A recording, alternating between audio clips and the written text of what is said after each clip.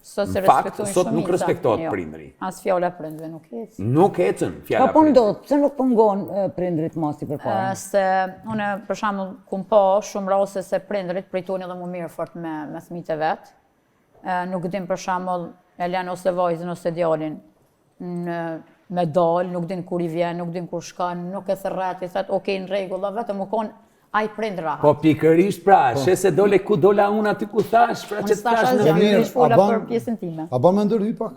Hajde urna.